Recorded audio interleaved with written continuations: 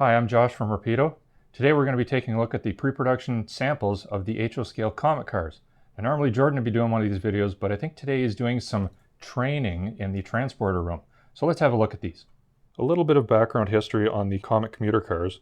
These were introduced by Pullman Standard between 1970 and 1973 for the Erie-Lackawanna Railroad services out of New Jersey in order to replace aging commuter cars. Now, originally when these were built, they did not have the nickname Comets. However, that was applied at some point through the 80s, and it is a name that is largely applied to this design today. Now, besides the Erie-Lackawanna, whose cars ended up being passed on to New Jersey Transit, there have been a number of other operators of these cars over the years. Boston's Massachusetts Bay Transit Authority got their first cars in 1978. New York's Metro North and Connecticut DOT received their first cars in 1983. Philadelphia's Southeastern Pennsylvania Transportation Authority got their cars in 1987, and Montreal's AMT received their cars in 1989. Additionally, in 2008, both SEPTA and Frontrunner of Salt Lake City received original cars that were delivered to the Erie-Lackawanna to bolster their fleets. You could also find some of these cars being leased from Frontrunner to LA's Metrolink between 2008 and 2010.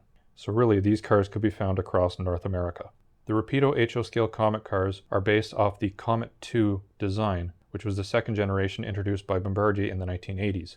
These are designed for both high and low floor platforms, unlike the original Erie-Lackawanna Pullman Standard cars, which were only designed for low platforms.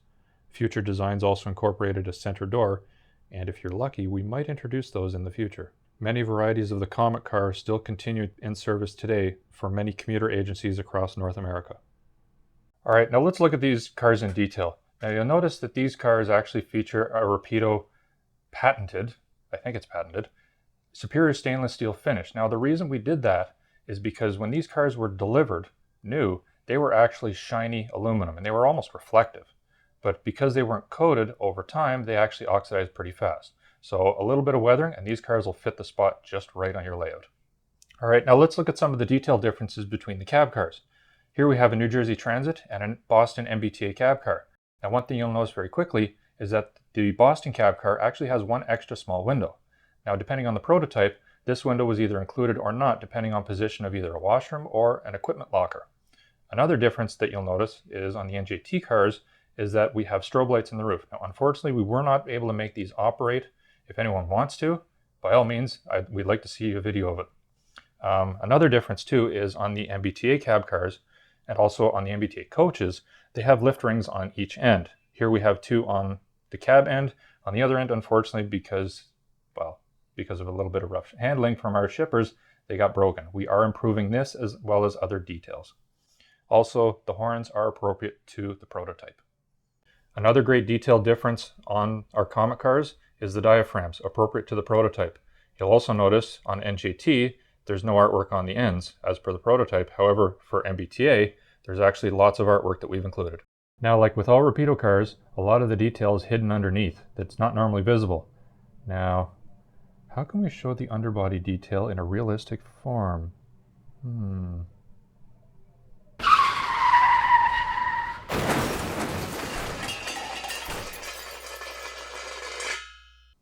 All right, now that we've staged our accident, we can look at some of the finer details of these Comet cars. From the end, we have MU cabling, inside bearing trucks with ball bearing axles for extreme rolling capability.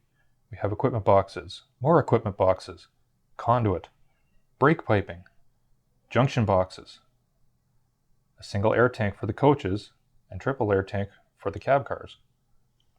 More conduit, even more conduit, brake controls, and more MU cables on the end. One other thing I forgot to mention, on the cab cars, we've also included the sanding boxes, if appropriate to the prototype, under the cab end of the cab car. All right, now just like any other Rapido car, these ones have interior lighting and end marker light lighting.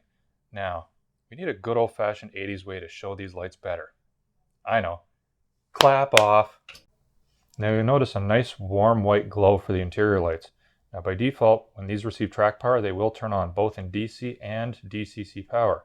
But say you want to park your train for the night, easy with the Rapido lighter. You can just turn the lights off. Just like that. And if you want to turn it back on again, you can do that too.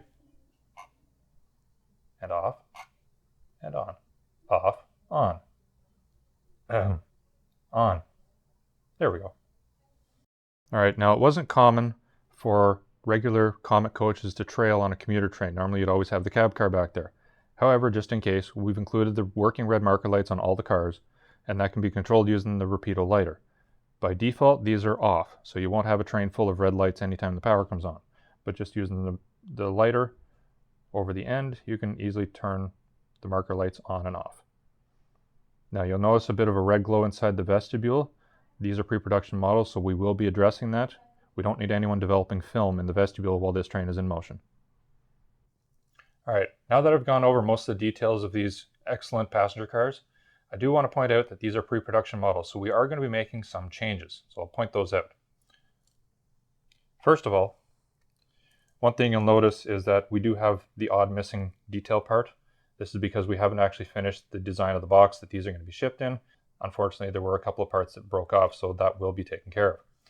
One thing that some people have noticed is on the steps, there's a tread plate design in them. Those were actually copied from our Horizon cars, which should be available very soon. We are going to change that to a solid design so it matches the prototype a little bit better. Now, most of the changes we're going to be making are actually on the end of the cab car. Currently, the 3 windows on the end of the car are a little bit too rounded on the corners for what the prototype was, so we're going to be tightening that up just a little bit. Also, we're going to change the wipers to be a more detailed design with an actual double arm wiper, which I think is a first for us. So that'll be done as well. We're also going to change the ditch lights to be a more correct housing shape. And on the sides, currently the door handle is molded into the side. We're actually going to make that a separate part. And the only one that applies to is actually the MBTA. They were the only ones that had the manual door handles. Everyone else had automatic doors.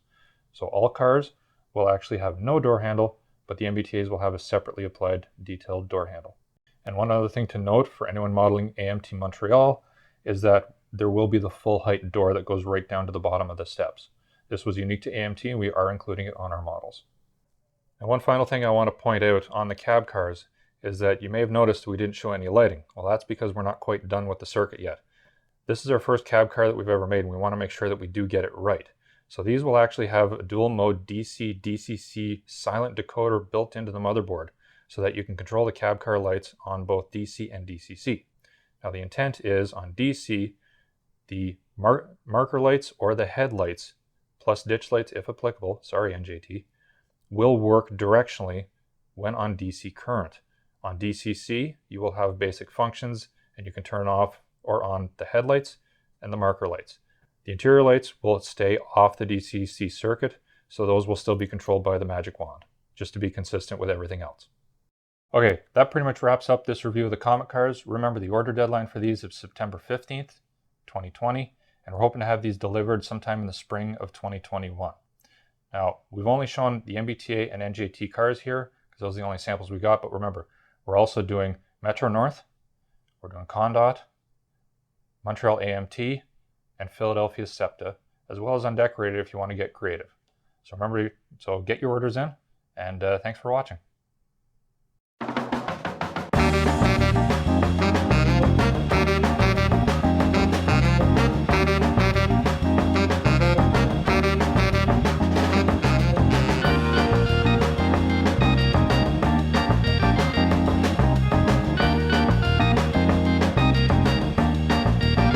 We want to get these into production sooner rather than later, and I banged my hand, that really hurt.